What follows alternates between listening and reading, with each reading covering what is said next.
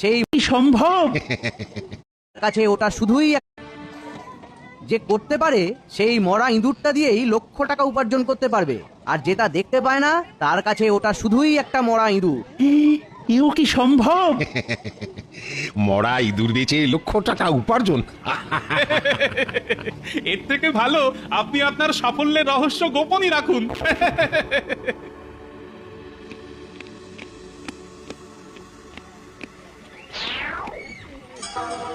একটা রাজ্যের কোষাধ্যক্ষ ভুল কথা বলতে পারেন কি? দেখি না ভাগ্যে কি আছে।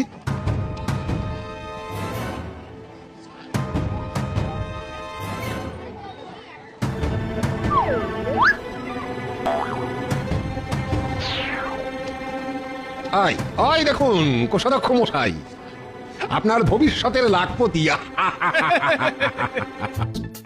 কোষাধ্যক্ষ মশাইয়ের কথা যদি সত্যি হয় তাহলে তাহলে এই ইঁদুরটাও বিক্রি হবে। কিন্তু কিন্তু মরা ইঁদুর কে কিনবে? কার মরা ইঁদুর দরকার হতে পারে?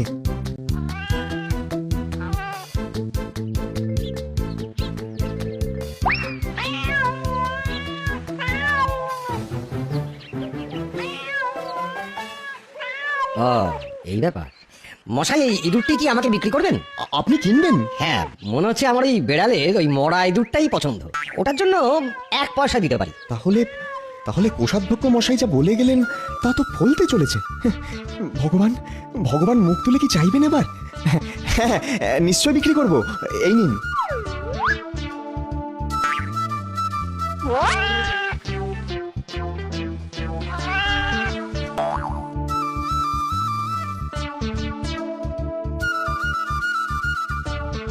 একটু আগে অবধি আমার হাতে একটাও পয়সা ছিল না।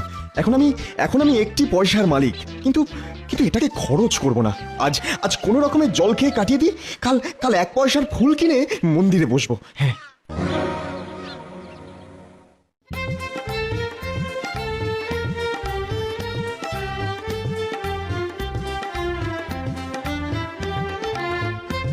ফুলগুলো তাজা তো? আমি তাজা ফুল ছাড়া বেচবো কেন? আমি ঠকাই না।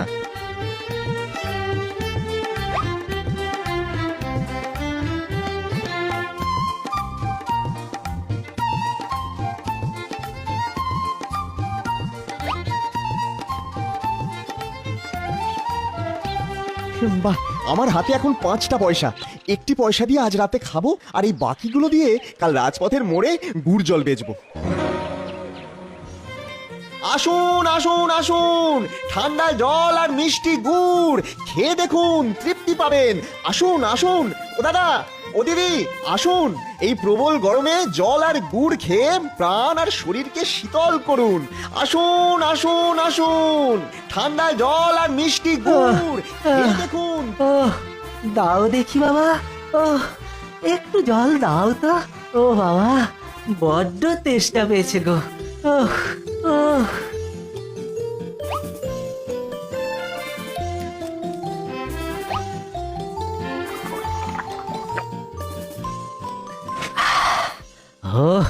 শান্তি।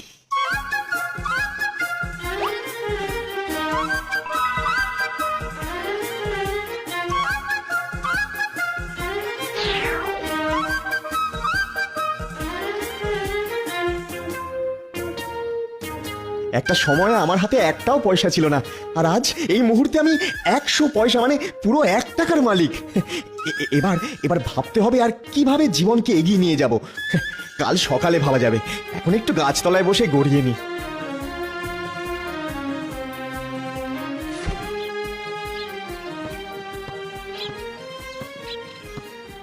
ইস, ওই চাষিদের কি কষ্ট।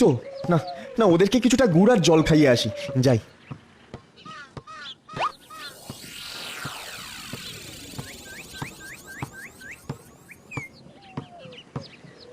আসুন চাষি ভাইরা, একটু গুড় জল খেয়ে আবার চাষ করুন। এই গরমে ক্লান্তি দূর করুন। আসুন। না না না না, কোনো বিনিময় মূল্য লাগবে না। আপনারা চাষ করেন বলেই তো আমরা খেতে পাই। এটা আমার আপনাদের প্রতি দক্ষিণা। দয়া করে আমাকে সেবা করার সুযোগ দিন। তুমি কে গো বাবা? কে? তোমার তো দেখছি অনেক দয়া বাবা। আমাদের কথা তো কেউ এভাবে ভাবে না।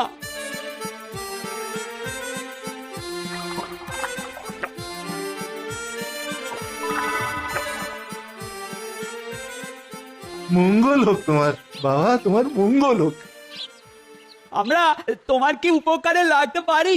যখন প্রয়োজন পড়বে আমি সাহায্যের জন্য আপনাদের কাছে আসব। এখন বিদায় দিন।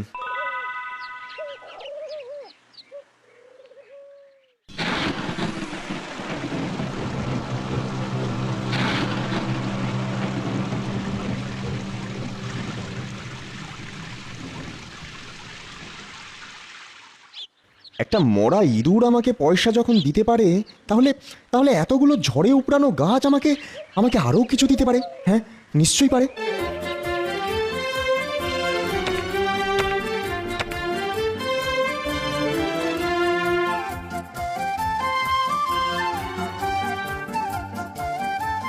যেভাবেই হোক বিকেলের মধ্যে এই হাড়িগুলো রাজবাড়িতে পাঠাতে হবে, কিন্তু আরো বেশি আগুন করতে গেলে তো আরো বেশি কাঠ লাগবে।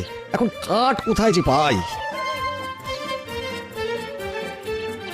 কুমোর ভাই, আমি তোমার জন্য শুকনো কাঠ এনেছি, লাগবে নাকি? বাবারে, এত কাঠ! ও ভগবান তোমাকে পাঠিয়েছে ভাই, খুব ভালো হলো। সব কাঠ আমায় দাও, আমি তোমাকে 100 টাকা দেবো।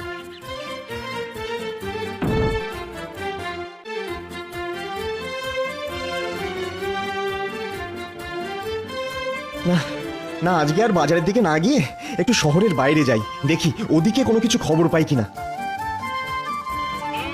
ওরে ওরে, চল চল চল চল, সন্ধে হয়ে যাবে, চল। শহরে পৌঁছলেই তোরা খাবার পাবি। চল চল চল বাবা, চল। এখানে সন্ধে নামলে যে ডাকাতের হাতে পড়বো রে বাবা। চল চল চল।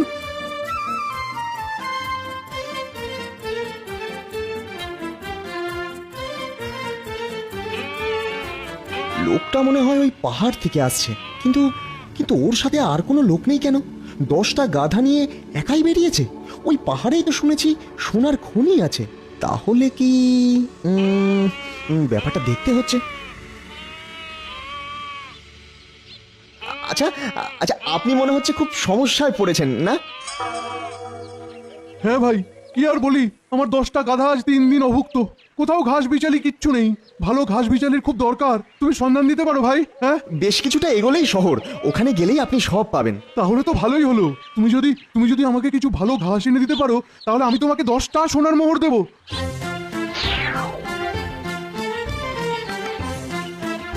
আমরা তোমার কি উপকারে লাগতে পারি? যখন প্রয়োজন পড়বে আমি সাহায্যের জন্য আপনাদের কাছে আসব। আমি তোমাকে 100টা মোহর দেবো। না, আপনার একটা গাধা আর থলি পেলে আমি এক্ষুনি ঘাসের ব্যবস্থা করতে পারি, আর আর আপনাকে নিরাপদে শহরে পৌঁছে দিতেও পারি। মানে এই থলিগুলোতে কি আছে বলে তোমার মনে হয়? আমি বুঝতে পেরেছি ওতে কি আছে, কিন্তু কিন্তু আমি চোর বা ডাকাত নই, তাই তাই আপনি নিশ্চিন্ত থাকুন। এখানে সন্ধে হয়ে গেলে ডাকাতেরা সব নিয়ে নেবে, তার থেকে ওর কথা মানাই ভালো। ঠিক আছে, তাহলে তুমি এক্ষুনি বেশ কিছু ঘাসের ব্যবস্থা করো। এক্ষুনি এক্ষুনি যাও। আপনি নিশ্চিন্তে থাকুন, তাজা ঘাস বিচালি আমি নিয়ে আসব।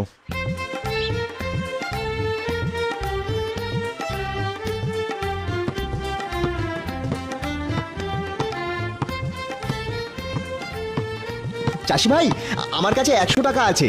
আপনাদের মাঠে পড়ে থাকা এই ঘাস বিচালি আমি কিনতে চাই। জানি যে 100 টাকায় এত ঘাস বিচালি মেলে না। আমাকে আমাকে কিছুটা ধার দিন না, আমি কিছুদিনের মধ্যে বাকি টাকাটা শোধ করব। এ কি রকম কথা বললে গো তুমি? একদিন তো তুমি চেষ্টার হাত থেকে আমাদের বাঁচিয়েছিলে, আর আজ আমাদের উপকার করবার সুযোগ দেবে না গো? উপকারের বিনিময়ে উপকার নেওয়া ঠিক না মশাই। আমি আপনাদের কাছে ঘাস বিচালি মূল্য দিয়েই কিনবো। ঠিক আছে, তোমার যা ইচ্ছে, তোমার ভালো হোক, এটাই তো আমরা চাই। এই আশীর্বাদটাই আমার প্রয়োজন। তুমি বরং আমাদের গরুগুলো নিয়ে যাও, গরু দুটোর পিঠে ঘাস বিচালি বেঁধে যেখানে যাবে নিয়ে যাও, আবার কাজ হয়ে গেলে ফিরে দিয়ে যাও। কি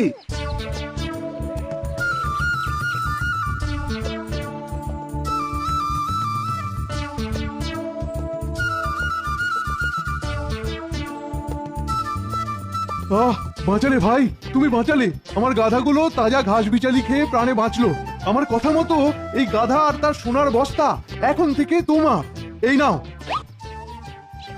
চলুন চলুন, আপনাকে শহরে পৌঁছে দিই। তাহলে তাহলে ওই কোষাধ্যক্ষ মশাইয়ের কথাই সত্যি হলো।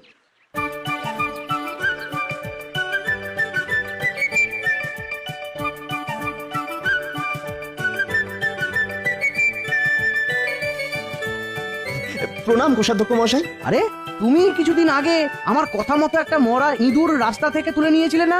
হ্যাঁ, আমি সেই যুবক। সেদিন বাজারে আপনার দেখানো মরা ইঁদুর বেচে আজ আমি 2 বস্তা সোনার মালিক। আমি আজ যা হয়েছি তা আপনার দেখানো পথে। তাই আমি আমার উপার্জনের অর্ধেক আপনাকে গুরুদক্ষিণা দিতে চাই, আপনি স্বীকার করুন। সাধু সাধু সাধু সাধু, আমি এই ধরনের মানুষের খোঁজই করছিলাম, যে উদ্যমী, সৎ এবং পরিশ্রমী। মন্ত্রীমশাই, আমার বয়স হয়েছে, একজন সৎ মানুষের হাতে রাজ্যের রাজকোষের ভার দিয়ে আমি অবসর নিতে চাই। আপনার বিচক্ষণতায় আমি ধন্য। মহারাজকে বলে আমি যুবকের নিয়োগের ব্যবস্থা করব। সেদিন আপনার কথা যারা শুনেছিল তাদের মধ্যে একমাত্র এই যুবকই সে কথা বিশ্বাস করে গিয়েছিল। আর তারই জন্য আমার ভাগ্যের চাকা আমি ঘোরাতে পেরেছি। ভগবান তোমার মঙ্গল করুক, ভগবান তোমার মঙ্গল করুক।